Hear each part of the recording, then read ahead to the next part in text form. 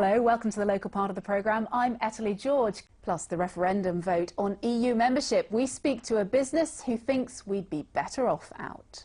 If we're not in the EU, they will still want to trade with us, and their businesses will definitely want to trade with us. First, let's meet our guests. Richard Howitt, Labour MEP for the East, and David Campbell Bannerman, who is Conservative MEP, of course. Gentlemen, first of all, let's talk about this bill that passed its first hurdle on Friday to allow a referendum on whether or not we want to leave the EU. As we know, our region has a lot of links with Europe. Not only is it geographically close, but it's also a big trading partner and the home for more short-term migrants than almost anywhere else in Britain. So, not surprisingly, a lot of our MPs were present for Friday's debate. Not all of them Conservative. Luton's Kelvin Hopkins got a loud cheer when he said he'd be supporting the bill. And many other MPs from the East made their views clear. This is an issue about trust between politicians in general and the British electorate, given that too many promises have been broken in the past, including Labour's promises about a referendum when it came to the EU Constitution in Lisbon. Is it about heading off the UKIP threat, do you think?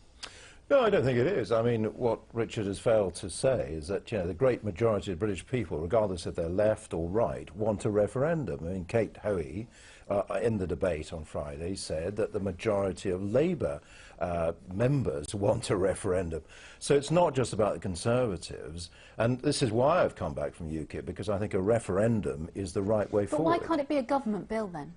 Well, the Lib Dems have blocked it. I mean, it may be their policy. I think it is still their policy. The in-out referendum is officially their policy, but they've blocked it, so we have to do it by a private member's bill. But I think it's very important. It is what the majority of the British people want to see, and I'm delighted by it. Thanks very much for the moment. Now, let's get back to Europe. The region's Conservative MPs and one of its Labour MPs have voted for a referendum on Britain's membership of the EU. If it makes its way onto the statute books, we could have that in or out referendum within 4 years.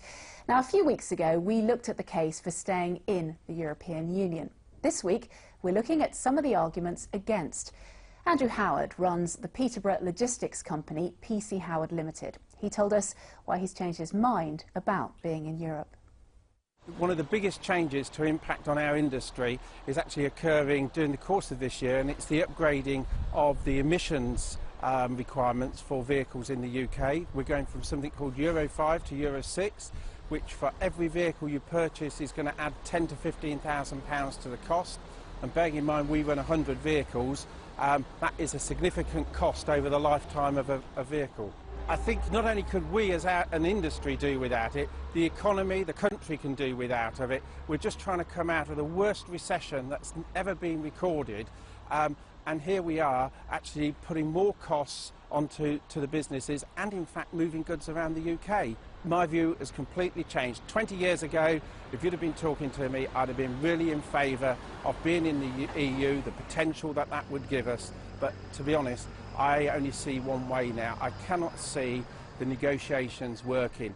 At the end of the day, there's 28 members. Lots of them are small members. We're a net contributor. Can you see on a majority voting basis that the majority of them are going to vote to support us? It doesn't work, and I just cannot see how it's going to work for UK PLC. Those who scare us with the stories that we will lose trade are misguided. We're the fourth, fifth largest economy in the world. Are the Europeans, and especially the southern Europeans where the market is limited, are they really going to put our market on one side? Of course they're not.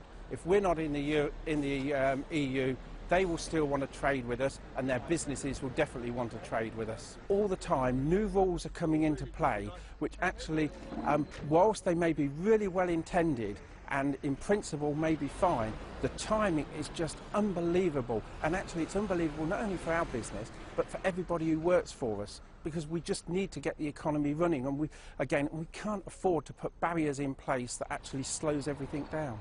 paternity is a really good example. There's changes in lots of different minor changes in holiday pay, etc., that all come into play, all have an effect on a small business when somebody is off and actually the rest of the team have got to cover. It definitely adds to the red tape that we see, and I haven't seen any reduction in that over recent years. Richard Howitt, we heard there some of the case for coming out of Europe. What about staying in? What are your main reasons for wanting to stay in? Well, firstly, the idea that we should have lower environmental standards, or that people shouldn't have paid holidays, or dad shouldn't take time off around the birth of their baby. These are great advantages that we've got by working in the European Union, and that is the shortcut way to dealing with this issue. Of course, things need to change, but if we're going to continue to trade with the European Union but not be its member, we'll be paying the price for doing so. But Norway pays more per capita to the EU to trade with you than Britain does. So we'll get all the costs, but none of the benefits. We know that the old adage about red tape, all this legislation costs money, doesn't it? It costs time and money, particularly for smaller businesses. Well, if you've got a heavy lorry running outside your road and the fumes have been breathed in by your children, then actually you want high environmental standards. Now, you know, that distribution company, we have to and should listen to their views. I respect them. But it was only a few weeks ago that this programme covered the Maltings company in Norfolk that wants to export to the European Union, that understands that if we export to the European Union but are outside of it, we still have to comply with the rules as far as the export. So are we going to have two different types of product for each company? What about one meeting higher standards, one lower? And what's the cost of that? What about the cost, though, of being in Europe? £7.5 billion more into the pot in 2011 than we took out. Putting everything else aside, that's a good reason for coming out, isn't it? It's a fraction of public spending, 1%. You know, let's get this into proportion. It's important, and you can make it sound large, but look at the money that central government spends, 40%, local government, public agencies. Now, that money should be well spent at whatever level, and it's partly my job as a member of the European Parliament to make sure it's well spent in Europe. But when I've been talking last Friday at a meeting with the businesses in the enterprise partnerships in Hertfordshire, Norfolk, Suffolk and in Cambridgeshire about how we'll spend nearly £1 billion of European funding in our region, Richard forgive me if I don't welcome that. Let's bring David Campbell Bannerman in. You've been nodding, shaking your head. What have you made of that? Well, it's very interesting what Mr. Howard said. I think there is a sea change. Call me Richard, please, David. Richard says. Has been a sea change in people's attitudes, and I think the referendum bill is part of that. I mean, I think personally, I would like to leave the European Union. I argue for that. I've just come back from Norway. It's doing incredibly well. You can see the investment, the growth. There's the lowest unemployment in Europe. It's the richest country per head in Europe. And it has a sovereign wealth fund of $720 billion. Now, you know, don't we want to be like that? I think we could have all of those advantages and still trade with the EU as they do.